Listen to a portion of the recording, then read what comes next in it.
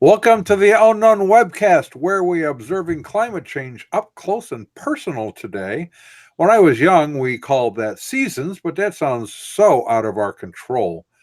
Those who join us regularly know that I am so conservative I can't turn left even when I'm driving. As a result, those who are new should be aware this is not a safe space if you are easily offended by having your ideas challenged or maybe by our satire. This today is May 21, 2019, and it is broadcast number 145. This week we are joined by one of our regulars, Ed Havich, as we ponder the imponderable and suggest that abiogenesis, how do you like that, Ron? I said it right. Abiogenesis, yay. Abiogenesis is the athletic fault line, or Darwinists have to make this work, otherwise, they must be prepared to deal with the only other game in town. My name is Don Pino, and I'm the president of Midwest Christian Outreach Inc. in Wonder Lake, Illinois, which produces the Unknown Webcast. And our senior researcher is Ron Hensel, who has to put up with me on a regular basis. And we'll introduce our sponsors of today's webcast. And here is Ronnie. Yeah, greetings from sunny Florida, where the palm trees came out, saw their shadow, and now we have 12 more months of summer. And hey, only 52% humidity today. I was just sharing that with you guys, wasn't I? It's amazing down here. Our sponsors for today's webcast include the Coexist Boutique, for when you care enough to take your hands off your loved one's throats long enough to pick out the perfect gift. The Coexist Boutique. And Where's the Outrage? The game where the woke shall inherit the earth, unless, of course, they're white males. And if you enjoy our program, or if you are annoyed by it and would simply like to inflict it upon others to ensure your continued access to this program, please go to MidwestOutreach.org, click the yellow donate button, and contribute as you feel led. And don't forget to subscribe to us on Facebook. So, we're talking about, the word abiogenesis, as I look at it, it looks like, Aborigines or something like that. But it's, I'm just telling you, if I were to be speed reading, it's like Woody Allen said, I took a course in speed reading and then I read War and Peace. It's about Russia. And that's all. So, About Russia. Or it involves, I think he said it involves Russia or something like that. Yeah, it kind of feels that way. So, but abiogenesis is the opposite of biogenesis, because when you put the letter A in front of especially Greek terms, it negates them. It's like or anti or whatever. That's how the Greeks did it. Or no, is it like or non-biogenesis could be like that. Yeah, any of those negating prefixes. So then, if we're going to say it's the opposite of biogenesis, we have to ask, well, what is biogenesis? So why don't we start there and give it to Ed? Well, again, biogenesis is one of those things where once upon a time, evolutionists theorized a simple cell life form that spontaneously emerged out of a protein-rich primordial soup, which they theorized also existed. It's interesting that the origin of life from non-life has never, ever, ever been proved. A couple of years ago at the Reason Rally, I decided to go down and talk to some atheists who were having their rally. And so I went down, and this was my opening line. I figured we just begin at the end. I would grant them the Big Bang and all the other things up to the point of this primordial soup. The primordial soup was popularized by a guy called Alexander Oparin. And Oparin theorized that there was a soup. It was either on land or water. He thought that it was deep within the caverns of the sea, and he thought that all of the building blocks, even though they were non-living, somehow were there in the right concentrates, and that all they needed to do was to be stimulated. So the stimulus come from a number of different things. He lists about 4 or 5. It could have been earthquake. It could have been thermonuclear heat. It could have been hurricane, Could have been Could it tornado. have Could have been been Al Gore speeches? Could that have done it? That's possibly, yeah. Never thought of that. Yeah. Okay. Of course, that would have. Because sometimes Al Gore speeches provide the only warmth in the area, because usually when he arrives someplace, there's a cold front comes through. But just okay. Sorry to interrupt. Go ahead. Well, that's okay. I'm glad to segue. And so anyway, I sat down, had a couple of guys with me. I said, let's just start the conversation here. So I sat down next to a couple of a couple. And this guy, his name was Alex and Catherine, and I'll never forget them because the conversation was so amazing. And I had no idea what we're going to do, but I sat down and I said, first of all, I started, this is an amazing event. And they said, oh, yeah. So they agreed with that. And so I said, I'm really curious about this whole thing. And so I said, what's your story, Alex? I said, how did you get to this point? So he gave me a little bit of his story. Well, that opened up, and I like what Don said. This opens up the opportunity to have them ask you a question. What are you? I said, well, I'm a Christian. And he looked like, I just slapped him across the face. And he said, well, what are you doing here? I said, I'm curious about what the positions atheists take. And I said, I want to hear it from an atheist rather than read it out of a book. So I said, here's my question. I said, could you give me your view on Alexander O'Parin's postulation on abiogenesis? He looked at me for probably a good 20 seconds. And he said, I don't even know who Alexander O'Parin is. I said, well, I'll tell you. So this is who O'Parin is. O'Parin. Now, after I described who O'Parin was, or described what O'Parin did, he said, oh, yeah. He goes, I know who O'Parin is. Oh, yeah. Yeah, so anyway, we proceeded, and I said 1924. I said the origin of life. I said O'Parin comes up with this primordial soup idea that all the building blocks were somewhere all concentrated in one area, and something agitated the soup. And so I said, so I asked him, I said, Alice, what do you think agitated that soup? And he said, well, I think it was lightning. I said, that's what O'Parin thought. I said, he thought it hit lightning. So I said, Alex, is it possible? I said, we see a clap of lightning somewhere. I said that another life form could be forming. He said, oh, no. So he tried to explain why that couldn't happen. So we went through this stuff, and I just kept asking him questions about this. And it was amazing to me to see how they struggled with this concept of life from non-life. And that it was a sui generis. I said, do you believe it was sui generis? Sui generis. Sui generis, I'm sorry. That's the pronunciation. Yeah. Go ahead. Okay. Thank you for that. I said, do you? So we get tutors in English. I'm the pronunciation Nazi here.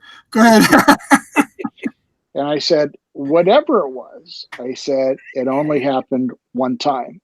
I said, or do you believe that there are life forms forming all over the entire earth because of this stuff? I said, but if the primordial soup formed one time, maybe it could form another time. Maybe there's more agitation. Well, he didn't like that idea and thought that it was absurd. Well, we parted company, and I went up to another guy. Now, the next guy that I talked to, I figured I'd use the same approach.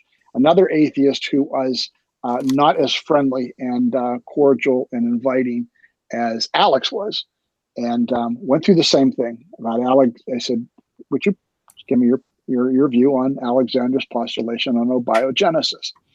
And again, he said, I don't even know who Alexander O'Parin was. So I explained to him who O'Parin was, and he said, the primordial soup. And I said, do you believe that life came from non-life via this way, or do you believe? He said, well, O'Parin got it wrong. I said, well, 20 seconds ago, you didn't even know who O'Parin was, and now you know he got it wrong. But I'm interested. How did O'Parin get it wrong? It was at this point that he started, almost literally jumping up and down. He goes, that's religion. That's religion. And I said, no. I said, it's science. I said, how did this happen? And the discussion actually, I had to terminate the discussion because I told him, I said, you either cannot or you will not answer the question. And we moved on to other atheists. But it's a very good opening because there's only two games in town. It's either a biogenesis, either happened that way, or it happened. It was a metaphysical, and they cannot capitulate on this. They have to maintain spontaneous or chemical engineer evolution in order to maintain the premise that everything was natural and unguided in order to maintain this position. So, well, I thought I put up a screen explaining who this Alexander I'm not sure exactly how his name is pronounced. Alexander Ivanovich Komoperin. It could be. I guess we would need a Russian to tell us exactly how it's pronounced. I do it phonetically, Ron, so forgive me. Oparin is about as close. That's the way I would pronounce it. Oparin, I don't know. So anyways, died about 1980, died in 1980. Soviet biochemist, notable for his theories about the origin of life and for his book, The Origin of Life. You would think that, I mean, this sounds like pretty basic stuff. Now, I have to admit, I did not know who this guy was until you mentioned him. But if you're really into this aspect of science, I would think you would make it a point to know. This sounds like a big deal. Well, it really is a big deal. As Ed was pointing out, he's had these discussions. We were talking before we went on here. I just flew down to New Orleans for our annual conference down there. And seated next to me was this younger couple. They had been raised in the evangelical church, have left the church because they didn't really think that they had found answers for, life, really. They didn't know that God existed. And so I started talking to them about this very topic. And I suggested they go and look at James Tour's video that we've been kind of sharing around, where he deals with this strictly on scientific terms. He's not arguing for the existence of God, non-existence of God necessarily. He's arguing this could not have happened. It's just not scientifically possible. And so as I kind of laid that out, they looked at me and they said, well, they've created life in the laboratory. And I said, well, we could argue whether that's true or not, but I have maybe a deeper question, and that would be this. Let's suppose they created life in a laboratory. Was it from something or from nothing would be my first question. My second question, which is maybe more important, is the creation of that life, was it done by scientists who at least considered themselves intelligent? Did they design... At least considered themselves in their own minds they were okay. Intelligent, right. Did they design an experiment that had the conditions that they suspected would have existed for life to spring forth? And then did they input other stimulus to assist in the production of enzymes or proteins to create life? In other words, was it a guided, designed experiment by intelligent beings, or did it just happen by chance in a laboratory when no one was looking? And they kind of looked at me puzzled, and they said, well, yeah, I think they were intelligent. I said, so really what you're doing is defending my position that it takes an intelligent designer and creator to bring life into being, rather than your position that it just happened accidentally.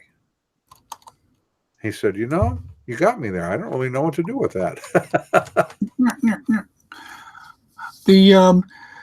It's but they haven't done it really. I mean, they've created amino acids. In fact, I don't know if there's been that amino acid experiment goes back to what, the 50s?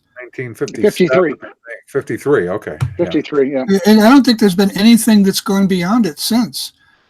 Well, even before that, Charles Darwin was the one who first proposed the cell, the universal common ancestor of all life forms. These life forms could have formed in a warm little pond. Now, you guys all remember, Ernest Haeckel. He was the guy that, the Haeckel drawings with all the embryos that those were all hacked, and some of them were still up in textbooks. Examined a mixture of Ernest Haeckel examines a mixture of mud removed from the seabed and claimed that it was non-living substances that turned into living ones. And this so-called mud came from life. So we go from mud to Marilyn Monroe. Okay, mud to Marilyn Monroe. So Can I ask the question? What's the go ahead. difference? What is the difference between that and what is now called the discredited theory of spontaneous generation? Well, it was the same thing. It was it's abiogenesis, chemical evolution, or spontaneous generation, and that life just spontaneously emerges from nothing. And this was, these were experiments done. They used to believe that mice came from wet hay, that gnats came from from like an apple or something was set out. Gnats that produces these decaying things, until they isolated the experiment and took the oxygen out and found out that no, that did not happen. But that was a common belief back then, that science actually eradicated, and it actually mirrored a biblical perspective that life comes from non-life. You cannot have, and none of this has ever been proven. Not one of these amazing events that they say has ever been observed or duplicated by any experiment. And what Don was saying was absolutely correct. The Urey Miller experiments of 1953 were heavily stacked with a lot of assumptions about what the concentrates were on a primordial Earth. And they all happen to be conducive to producing amino acids. Correct. But that's about as far as they got, was amino acids. Now, so why is it that if we tell a story that, I don't know, a princess kisses a frog and it pops into be a handsome prince, we call it a fairy tale, but if we add like millions of years to it, we call it science? How does that work exactly?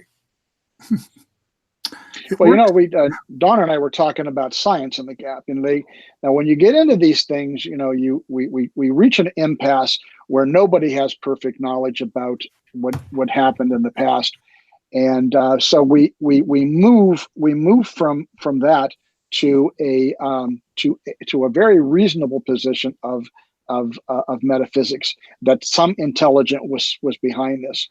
Well, they cry foul and say that's God in the gaps. However, when you push them and they reach the same conclusion where they have to give an answer on something that there is no thing, it's always, well, at some point, science is going to vindicate us.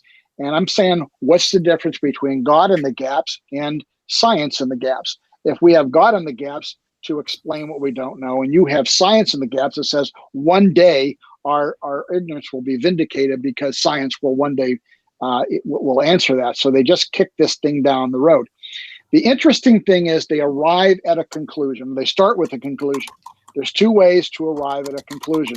You either start with it and work backwards, understanding that I will reinterpret the facts in order to support the conclusion I already have married, or you will let the facts push you towards an argument or to a conclusion. And this is what atheists, in my view, and I've talked to, they've married the conclusion.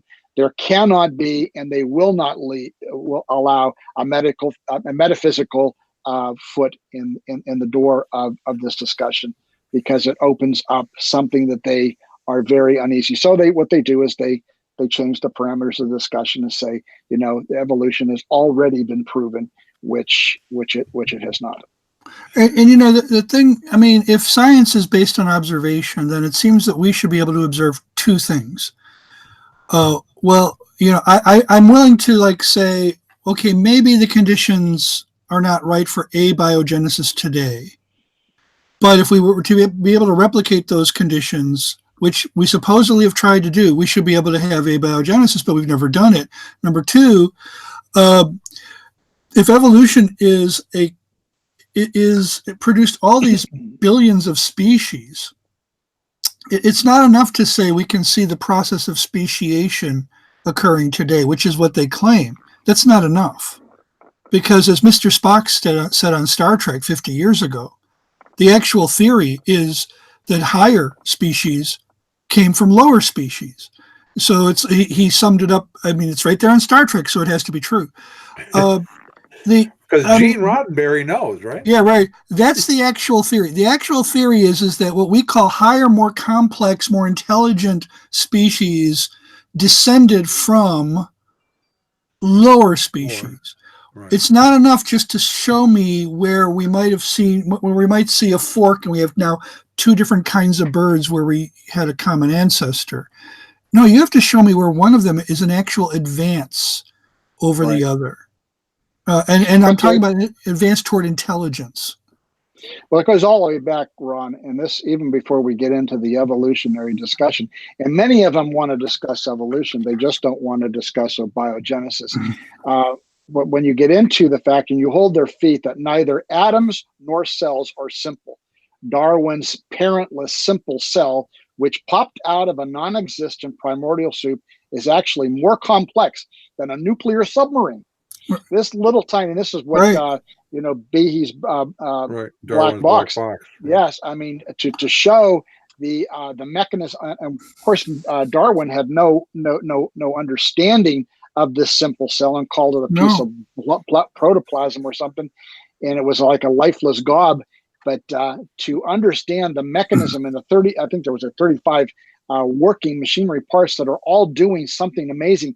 To say that popped in, that takes an amazing amount of faith to believe that thing could pop into existence on day one, ready to go, and to duplicate. And my point is, why are we not observing advances today? Why are we not observing? Why are not monkeys becoming more intelligent? Or politicians, for that matter. One thing, and why has our planet produced only one intelligent species? This is a theme that comes up occasionally in science fiction, where you have planets that produce multiple, very, very diverse but equally intelligent species. That's a good point. It's a good point, Ron. And another thing, Dawn and I were talking about this. Our government is spending multiple millions of dollars, probably billions by now, on SETI, the search for extraterrestrial intelligence, based solely on the premise that if evolution happened here, it could have happened someplace else. It must have, in their opinion. So we're searching for extraterrestrials in the forlorn hope that one of these civilizations evolved, and they may be helping us through our adolescent technology. We're depleting the earth. We're filling the earth full of plastic. We're doing some things that are detrimental to our own environment. And maybe one of these advanced civilizations has the answer to how to control some of these problems that we're facing. And as Stephen Hawking pointed out, maybe their solution would be to come here and wipe us out. Well, yeah, and of course, then and then of course maybe Dawkins has the answer. Maybe panspermia was the answer. Maybe we were seated here. We could almost do a parody of the old Johnny Lee song, "Looking for Life in All the Wrong Places." Looking for love in all the wrong places. Yeah, exactly. Yeah. It doesn't work. I mean, what they're doing essentially is pushing it out farther and farther away, so they don't have to deal with the problem here. Life began somewhere else. That's directed panspermia, which Nelson Crick subscribed to. Yes, life evolved somewhere else in the universe and then was brought here, transported here, blew here on solar winds or whatever. From a Christian perspective, it's not enough, I don't think, just to point out that they lack evidence for their faith. That first of all, it is a faith. It is a faith, and exactly. I think from a Christian perspective, we've got to go one step further and say, if that we're following what Paul does in Romans chapter 1. Not only is there a lack of evidence for their gods, the creation itself testifies to the God of the Bible. Everywhere they look, they're seeing evidence of a single creator God and his power and his majesty and his sovereignty, and they're willfully ignoring it. Right, willfully ignoring it, which I don't want to willfully ignore, by the way. It's time for our commercial, now that I think That's about a great segue, Don. Okay, let's go with it. All right. So, we have some questions for you. Do you struggle with finding the right wine to bring to pagan goat sacrifices? Do you know, or I'm sorry, do you wonder what to wear to your neighbor's neo-Nazi parties? Do you get anxiety attacks when trying to find the right picket sign to share with your friends from Westboro Baptist Church? Well, now you can put an end to all the worries that come from trying to fit in with people on opposing sides of the culture wars, because you can find the perfect gift for any ideology at the Coexist Boutique. This week's special deal at the Coexist Boutique in honor of the 50th anniversary of Mao Zedong's Cultural Revolution. Relive the days when university students subjected their professors to public shaming sessions in which they would break their eyeglasses and publicly rebuke them at great length for not exhibiting politically correct opinions and behaviors. Oh, wait, that's going on right now in the USA. Well, anyways, this week's special deal. Cultural Revolution eyewear, genuine smashed Chinese prescription lenses and frames formerly owned by PhDs and university administrators dating back to 1966 to 1976, the years of the Cultural Revolution. This week only, 99 cents a pair. The Coexist Boutique, for when you care enough to take your hands off your loved one's throats long enough to pick out the perfect gift. Yes, so you know, we can just, you know what, the point you were raising is an important one, because there is evidence for a creator, designer, intelligent designer that brought everything into existence. And it seems like a large part of the quote, scientific community, unquote, which at least portrays itself as in search of truth wherever it leads, discounts anything that might lead to the idea that God exists or brought it into being, as Ed has we talked about before we went on. Evolutionists cannot allow the God's foot in the door, because right, it just shatters their whole scheme. Their real purpose here, as I understand it, is to have a universe that doesn't need a creator. When Laplace, the French astronomer, presented his theory for how the solar system formed to Napoleon, the gaseous disk. There's a name for it, but anyways, it's really still the same theory that's followed by astronomers today. How do solar systems form? You have an accretion disk of rotating gas. At the center forms a star, and the outer perimeters form planets, and then eventually it all coalesces into a solar system. And when this guy Laplace presented it to Napoleon says, "Well, where does God fit in to your theory?" He says, "My hypothesis has no need of him." And that's what they've been looking for. That's what they want. They want a hypothesis that has no need for God. He doesn't require any explanatory or assign any explanatory power to a creator. But Ed, wouldn't that still leave a big problem? Like, where did the gas come from? Yeah, well, all of that is presupposed. I mean, all of that is presupposed that all of these materials existed. So, the point is that we either have a natural explanation or it's a metaphysical explanation. And the metaphysical explanation has already been defined out of existence, out of the argument. So what's left is this natural argument, and they have a very hard time. All simple, quote unquote, simple life forms is complex and integrated, and it could not have come from nothing. The Sound of Music was correct. From nothing comes. Nothing ever could.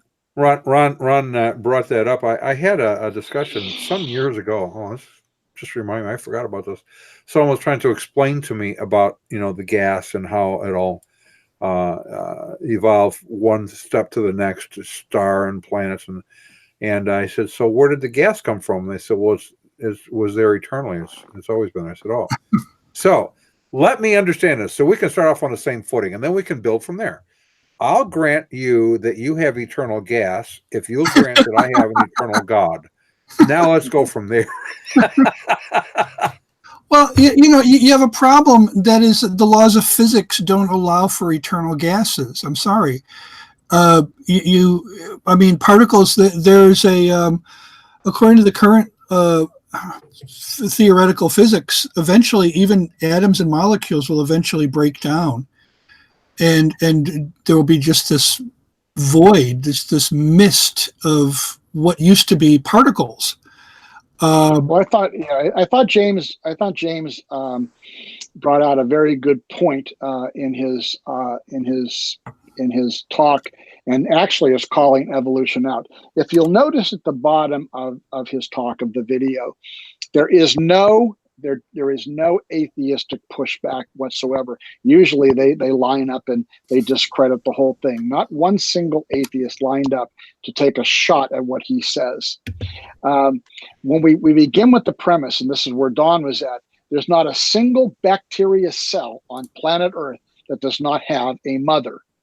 And yet the entire theory of evolution rests on the dogmatic belief that a first simple cell found or was somehow immaculately conceived, and there's not the immaculate conception. Where did it come from? Where did the cell come from? When everything is life comes from non-life, but yet we get back to this thing, and again, I'm going to mispronounce it, sui generis thing. It never had only happened once, and all of a sudden, this anomaly happens. And life did come from non-life, and that's how we get life. And then from that, we have all the means to ends, adaptations, and all the things that follow from that. This is a kind of a segue off of this. I was on the plane. I was coming from Utah back, and I was talking to this lady who told me she was an old hippie, and she actually lived in a commune with Jerry Garcia. Oh, really? So we were sitting there and we were talking about this thing, and I didn't know whether she was a Mormon or not. So I just kept, nudging the conversation to spiritual things. And I said, how do you function in Utah? And she said, I have a friend, my best friend's a Mormon. And I said, well, tell me about that. So she went on. And so anyway, the conversation ends with her telling me this. She says, she goes, I just think all faith is just all religion is based on faith. And I said, well, a lot of things are based on faith. She goes, well, religions particularly. I said, do you have any faith components? She said, no, I live on rationale. And I said, so we're 40,000 feet in the air. And I looked down and I said, do you know the name of the guys flying on this plane? And she looked at me kind of quizzically, and I said, did you check the maintenance manifest on the plane? Did you find out anything other than the manufacturer, the safety record of this particular aircraft? And she said, no. I said, look out the window. I said, you are 40,000 feet in the air. I said, in a plane flying by somebody you don't even know his name or his credentials, where he came from, what his relationship with his wife is. You know nothing about this guy. And I said, that sounds like faith to me. I said, so there's a level of faith that we come to based upon not credulity, but evidence. And I said, there's good evidence. I said, I'm sitting in the same plane you are, and I don't know the name of the pilot either. But there's certain evidence that I take and I embrace. The same thing is in a metaphysical field. The faith is the evidence of things not seen. Right. Yeah. So I said there's evidence and there's substance here. I said it's not an easy believism. It's not a liver quiver. It's not a bosom blessing. It's based. Right. It's not a blind leap into the abyss of not knowingness. It's based on pre-existing data that we can look at and go, this proved to be true. This proved to be true. Therefore, it's highly likely this is going to be true. Correct. How do you get those liver quivers, by the way? You have to go to. You pray over a particular book, and your liver quivers, and you go, "That's true." I think the liver quiver started in Azusa Street. So, well, I wonder what, if these people are trying to get off the plane extra fast after they're sitting next to you. They don't look like they're in any special hurry. Or did this go pretty well for you? This This actually went pretty well. It was a good, but it actually opened up the conversation to a witness for Christ, and Dawn is absolutely right. You don't have to push. All you have to do is know how to gently open a door, and everything follows from that. And that's why we need to, as Christians, we need to be doing our homework on these things and watching things like James Tour. Now, a lot of that is way above my pay grade, but the more I watch it, the more I begin to understand what he's saying. I'm not a scientist, and he really unpacks it. He's very. I have to ask you, because you mentioned James earlier, and I wasn't sure who you were referring to. Can we get clarification of that for the audience? James Tours. He's a chemical scientist. Yeah. And have you seen the video? No. Okay, it's really, really, really good. So Don will have to send it to you. It's a very good video where he gives it's in a scientific form, and there's other scientists who are in the audience, and he actually calls them out. He said, "If I'm not selling the truth," he goes, "stand up and call me a liar." But he said, "This is impossible." So he quotes people who are trying to make this case for a naturalistic origin of life. And he said, and he goes through this thing, and he shows how these proponents of abiogenesis reach this idea that it's possible for life to come from non-life. And he just flat out calls them. He goes, "They're lying." He goes, "This cannot happen." This is the first time I ever saw somebody aggressively go after his own kind. Now, he was one of the original, now according to what he said, he was one of the original signers of the document Descent from Darwinism. He signed that. He said, "I was not prepared for the fallout that was going to come from signing that document." But he said, there's been a lot of things. So he gets into these things, and he's very open about the conversations he's having with his colleagues about, explain to me how this happened. So you'll be enlightened. You'll enjoy it. He's funny. He's very funny. But sometimes he gets so excited, and so he almost is shaking because he can't believe that people are saying that this can happen. Yeah, I need to get that link. Yeah, that'll be great. Well, I am going to I'm going to see where I have that right now, and see if I can even put it into a link onto this video so that people can go to it from here. Yeah, I would really like to see that. So this guy, how old is James Tours, right? Yeah, Tour, James Tour. And yeah, just bring him up on YouTube. He's only have one.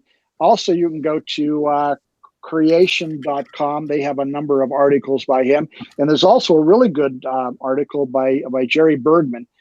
He critiques what Tour has said, but it's phenomenal. I think this should be shown to every youth group in the country, and every kid who's going off to school should view this video before they go. It's absolutely empowering when you find out that the snow that they're slinging in philosophy classes and biology classes has not been proved. And he even comes out, he goes, biologists, and he goes, professors are buying this. He said they read this, but he goes, there is no proof that any of this ever happened. And then he starts unpacking, and he shows the construct necessary to build a protein and build the building blocks. He said he goes, I'm not saying it'll never happen, but he goes, right now, he goes, it's never been observed. And as far as he could tell, it's nigh impossible. And then he goes into the statistics of all of this. Just amazing amount of information. You have to watch it. I've watched it a couple times, and I pick up something every time I go through it. But it's very, very heady, very, very scientific. But he presents it in a way that's humorous, and you pick up different glimpses of what he's trying to say, and you're starting to fully understand now. Yes, this really was impossible. And then he looks into the camera and he calls out his colleagues. He said, "If I'm lying," he said, "call me out." He said, "I've got no phone calls yet." Now, so the people in the audience, I mean, he's a biochemist, I take it, or molecular biologist or something like that? Something, yeah. Right. I don't know what his actual term is, but yeah, he's definitely a scientist. So he, and when you say the people in the audience are in either the same or overlapping fields as he's in. Yeah, it's a scientific, it's a scientific culture or I guess he's given his talk there. I forget. I didn't look at the beginning, but yeah, he's definitely in a scientific lecture hall. It's not in a church or in a place that would be I don't know. But he's just saying, look, he goes, I'm not going to mention God. I'm not going to mention God. He goes, I'm just going to look at what it would take in order to do this. He takes apart Uri Geller. He takes apart this whole thing about the premise that life could. And he said, this is what would be necessary. And when you look at how he lays this out, you're scratching. You said, you almost come to without even him saying, you almost saying, this would be impossible. And he kind of laughs at it, and then he gets to the point, and then he goes and he reads people who actually have concluded this with very little evidence, and then the description that they use in order to describe this, he just calls them out and said, they're lying. He said, they're lying. And then he tells the people, the guys in the audience, he said, if I'm lying, he said, I'm making this up. He goes, call me out, call me a liar. So, I deal with a lot of Christians who are theistic evolutionists. And the first thing, these are people who the first thing they go for is the ad hominem. The first thing, they do not pass go, do not collect $200. Go right to attack the guy's credentials. Okay, and so I'm assuming this guy has pretty bulletproof credentials. Oh yeah. He's, okay. So then the next thing they'll do is, he's just on the fringe. I have 25 or 30 people who will contradict him, who will say he's wrong. Of course, they never bring these people. He calls these guys out by name. He reads the articles and the quotes, and this is just one video. He calls them out, and he's just publicly calling these guys out. He goes, "I've never met this guy." He goes, and they quoted one guy. He goes, "This guy probably doesn't like me anyway." He goes, and then he reads this stuff. He goes, it's nonsense. He goes, this is a lie. He said, this could never happen. But yet this is what is being written in scientific journals. This is what's making its way into textbooks. This is what is falling down to the professor level. This is what is being given out to our kids without challenge, without any rancor or dissent, and being promoted as truth. And he said, these guys have never thought this through. He's never been challenged. But yet it has to be defended. And he said, even in closed doors, he said, this is a topic that they don't want to get into because they know that they're going to get their clock cleaned, their brains kicked in if they get into this idea about abiogenesis, because there is no proof that this ever happened. And to try to make a construct of how it could happen, he said, is off the map, impossible. So you're a pretty violent guy with, such rhetoric, brains kicked in, clock cleaned, and I'm telling you, that's the next thing they go for. They don't debate clean. They fight dirty. That's how these people operate. It happens to me all the time. And it's, there's an adage that goes back to, 50 or more years. Henry Kissinger even quoted it. It originated in the subject of, why are the kinds of feuds that go on in higher academia, especially, over what department head gets what, budget line item or whatever. And what a guy who was in academia said, the passions run so high because the stakes are so low. And, it was a joke that Henry Kissinger took and applied to a multiple variety of things. The passions are so high because the stakes are so low. Well, here it's just the opposite.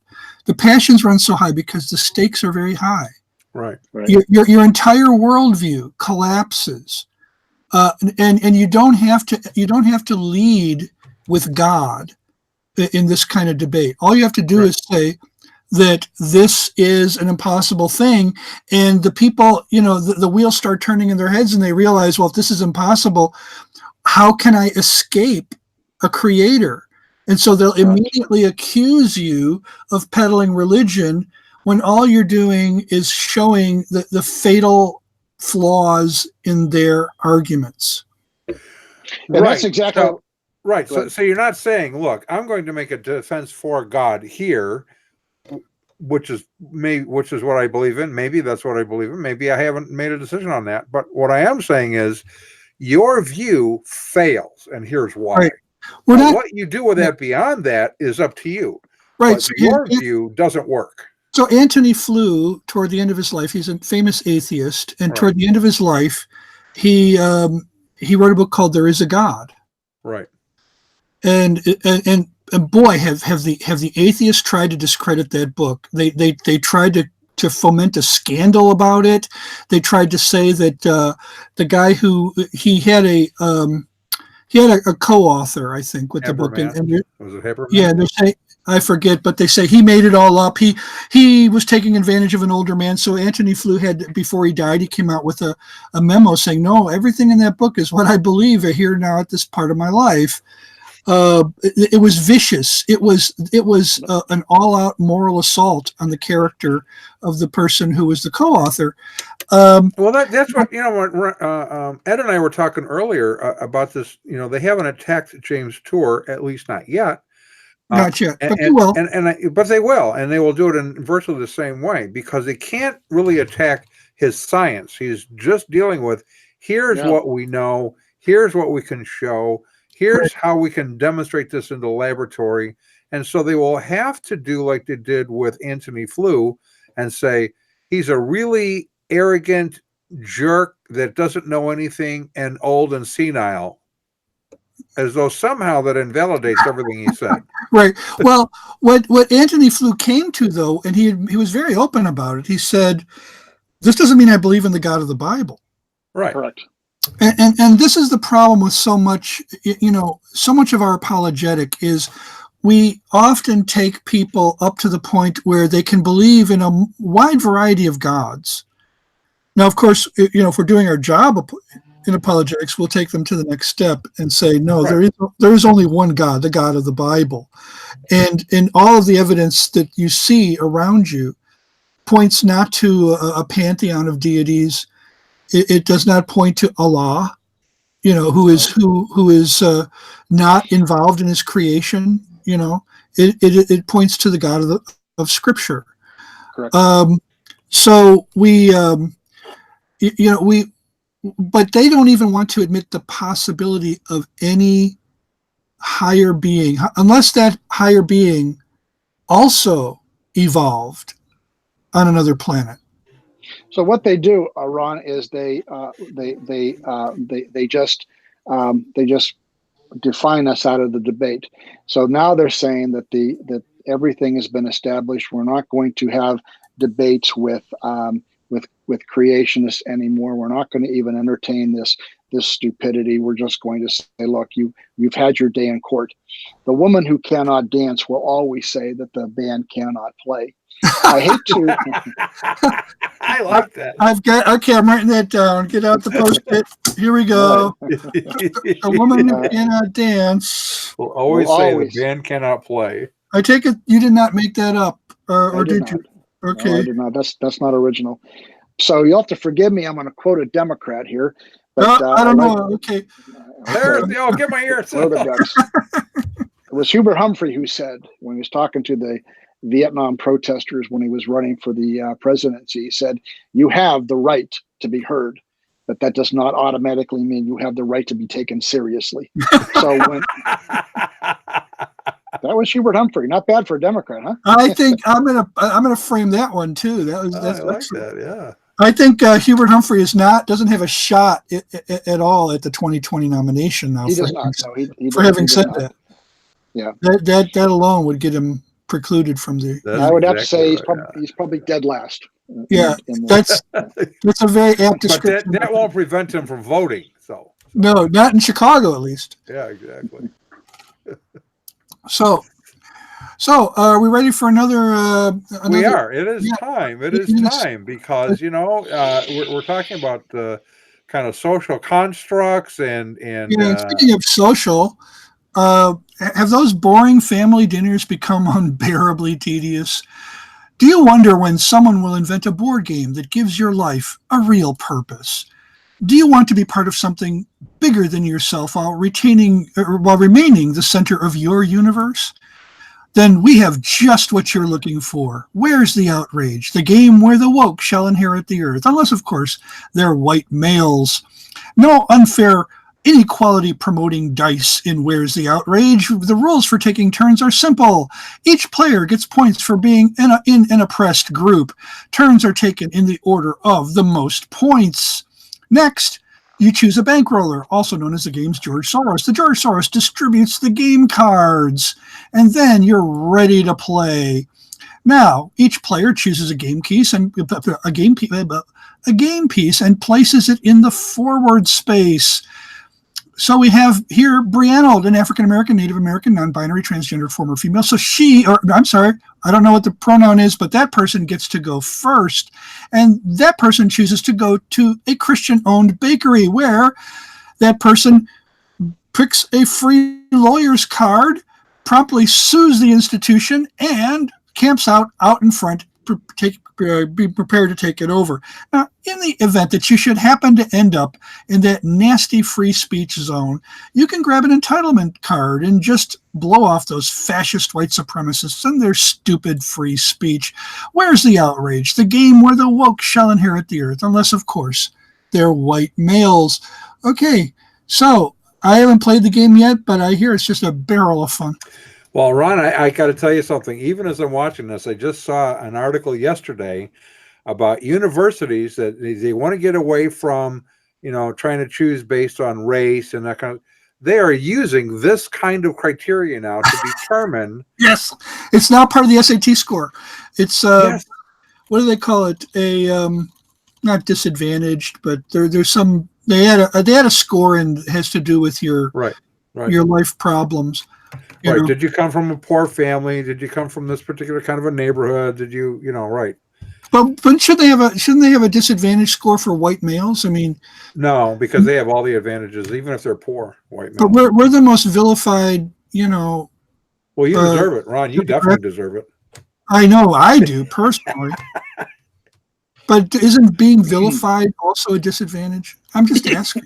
Well, let me ask. Here's another sort of evolutionary question, guys and gals, guys who are here, and guys and gals who may be watching or may not be watching, and they won't get the question anyway. But here's the question: we were talking about abiogenesis, which is the beginning of life. That's what I think. That's the way it should be pronounced, according to me. Yes. So the beginnings of life. But now that life is here, isn't it really the case in Darwinian evolution that those predators that survive and grow and prosper are what evolution is looking for, if it has any sentience as a being or something like that. And if that's the case, then why worry about whether someone has hurt feelings or he's even put down? I mean, isn't it really the case that if a biological male is stronger and more capable of subjugating others, that is what Darwinism was all about? Isn't that really the case? And that's true. And when you look at the scientific community, and this is one of the things that James Tour brings out in his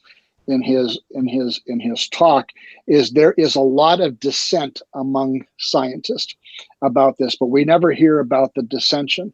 And it reminds me of the two warring factions that both come together, and they're both drinking out of the same fountain. And when you have two warring factions that are both drinking out of the same fountain, it's an foregone conclusion that neither one of them are going to spit in the water. So you have this ongoing debate in the scientific community that abiogenesis is something that we can't prove. It's untenable, but we're not going to let the creationists into the debate because they're going to ask us things that we cannot answer. So They're kicking the ball down the road, and they're trying to buy as much time as they can, hoping beyond hope that somewhere that SETI is going to vindicate this whole effort by finding some kind of life on another planet. They're going to say, aha, you see, it happened here, it happened there, therefore, and so we're spending multiple billions of dollars on a precept that has never been proven. Trying to justify this.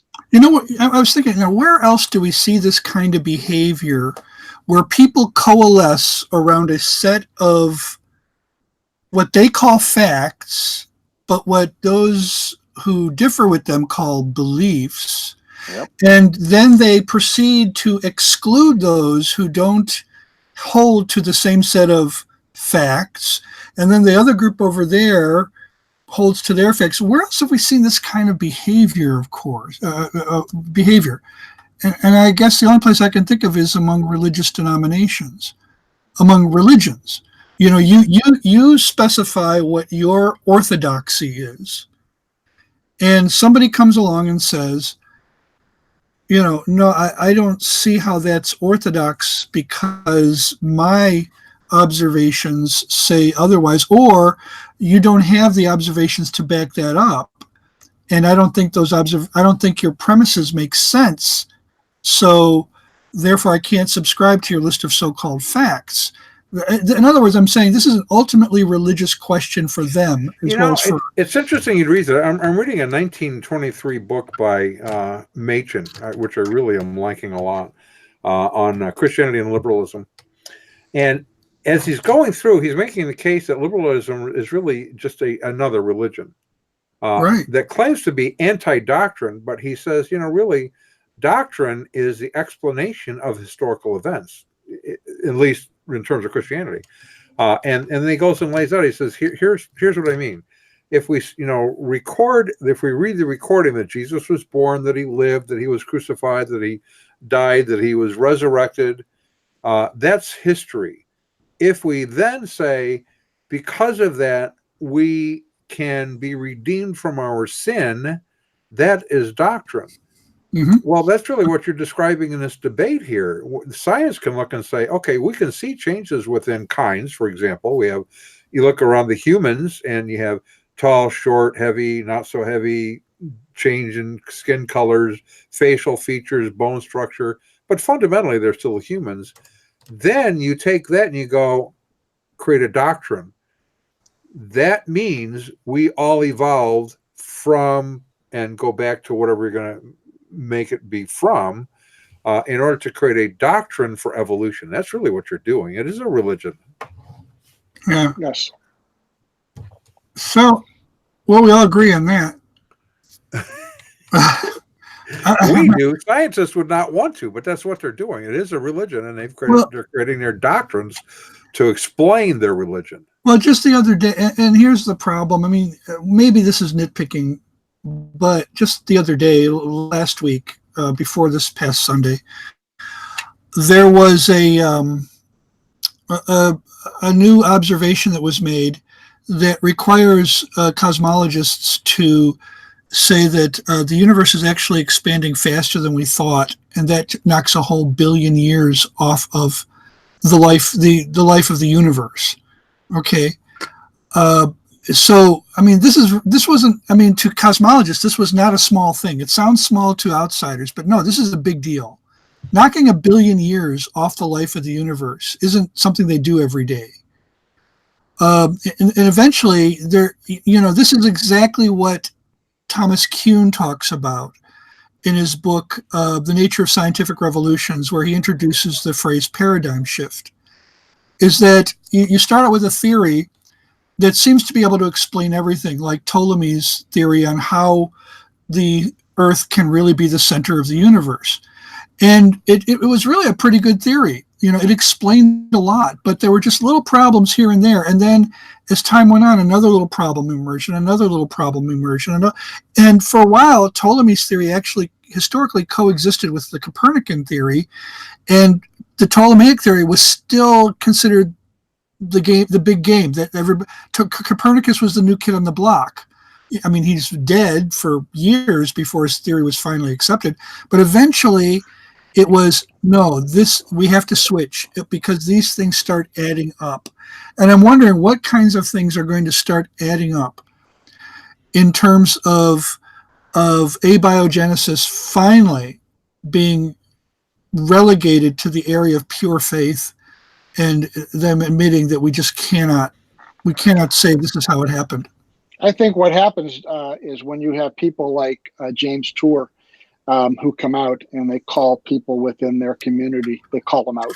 Look, I think he did a master. Once you see it, Ron, you're going to understand that this is what is needed in the debate: is scientists who are coming out and saying, Katie, bar the door. We're going to put this right on the table. This is what is needed, and then challenge their contemporaries to come out and say, look, if this is true, call me a liar. So, and then if you go ahead. I just looked at the link.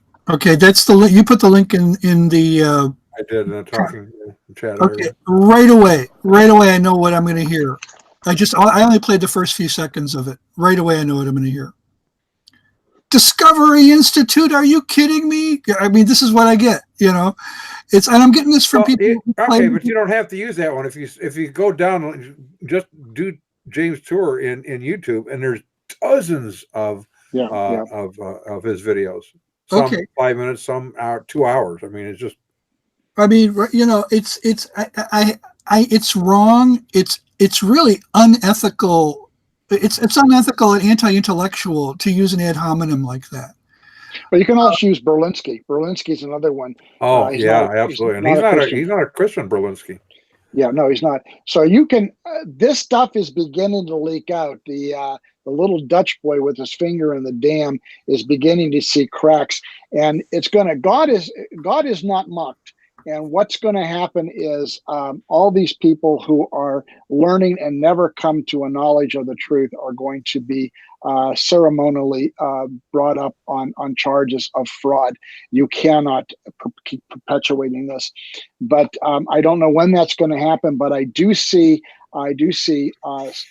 slivers of and glimpses of hope. So let's open the debate. Why do we hesitate? Let's have an open, free forum and put this all on the table. The Christians are lining up. The creationists are saying we're in. The evolutionists are saying, the debate's over. We're taking the football and we're going home. Right. Well, and basically what they're saying is our faith cannot withstand the test of scrutiny. Therefore, we're locking the doors. We're not letting you in because we don't want you to cause our parishioners to doubt. Isn't that really Correct. What they're saying? That's exactly what they're saying. You're going to stumble the faith. You're going to stumble people in their faith about evolution. And it's an important thing because if you subscribe to the evolutionary hypothesis, then what you really believe, you not only believe that we got here without God, but that we are heading for really great things because evolution is always onward and upward. Right. And eventually we will be these amazing godlike creatures. Well, that's where the idea of, and we've done a couple of webcasts on this, and Ed, I don't know how familiar you are with this, but that's where we're headed with this whole transhumanism idea, that we are going to assist in evolution by figuring out a way to package up the who we are into computer programs so that we can then have eternal life right. on the World Wide Web. Now just pause there for a moment and think about what you just said, and think about how different the attitude toward that prospect is today compared to 1968, was it, when the song In the Year 2525 came out? Right.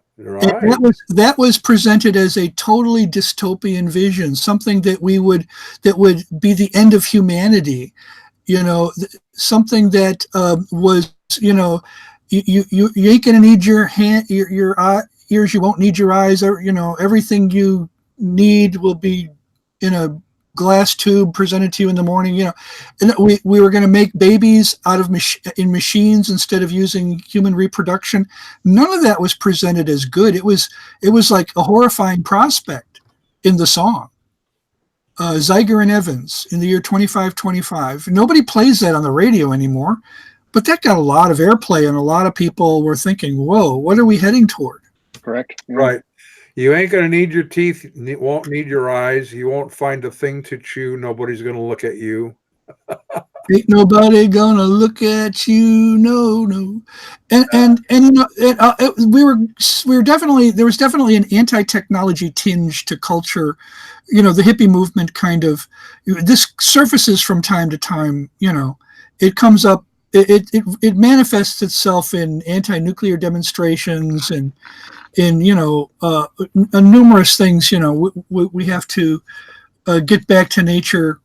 That goes back to the 19th century, maybe even earlier. Ever since there was an industrial revolution, there's been a pushback against it. Yeah. Well, we are running over time as we always do, but we just have so much fun with it. Ed, I am so glad you joined us again. We're going to have to do this Thank more you, often. Ed. Thank you. Just so you can figure out how to make your speakers. I just want to laugh as much as I laugh when Ed's here. He makes me laugh a lot. So it's one of those little country statements of life there. We like those. We have, in fact, there's a couple people in the chat room. They're writing those down because they like them so much. So that's good. Ron, would you care to? By the way, Ed, do you have a web page or anything where people can? I do not. I have an email address. You can have that. Okay. Yeah. etorpedo@mac.com. Reach me. Torpedo. eTorpedo. E as in echo, and then torpedo like the bomb at mac.com. Mac. It's one of those Apple things, I take it. Yeah, I'm a Mac guy. Mac.com. He's in that cult. I see the cult. Yeah. Okay. Yeah. Well, let's get away from that as fast as we can. Okay. Our resident cult leader profiler is Neil before me. Our wardrobe manager is See How It Fits You. Our culinary services are provided by Chef Hammond Cheese. Our tinfoil hat provisioner is Just In Case. Our Jehovah's Witnesses coverage comes from Armageddon and The Opposer. Our Mormon Archives Manager is Polly Gummas. Our Liberal Denominations Bureau Chief is Lucy Goosey. Our Transgender Issues coverage comes from Ben Hur. Our Special Correspondent for cults based on the Hindenburg disaster and flying turkeys is O.D. Humanity. Our Fact-Checking Supervisor is Your Leg Pulling. Our Technical Assistance comes through Murky Research. Our legal advisors are at the law firm of Dewey, Cheatham & Howe. Our Grievance Resolutions Director is Giovanna Pisami. Our Director of Privacy Assurance is Wiretapping. And our original idea sourcing comes from Drew A. Blank. The Unknown Webcast is a production of Midwest Christian Outreach, Inc. in cooperation with Emergency Manicure Productions, who are totally responsible for this content, although you will never be able to prove that in a court of law. And besides, it allows me to be irresponsible. I Call like that. me irresponsible. Just don't call me late for dinner. So That's right. Okay, Ed, it's been good having you. Ron, and now you know you've been dead. Thank you. Talk to y'all later. Good Hold on, night. guys. Everyone else, adios.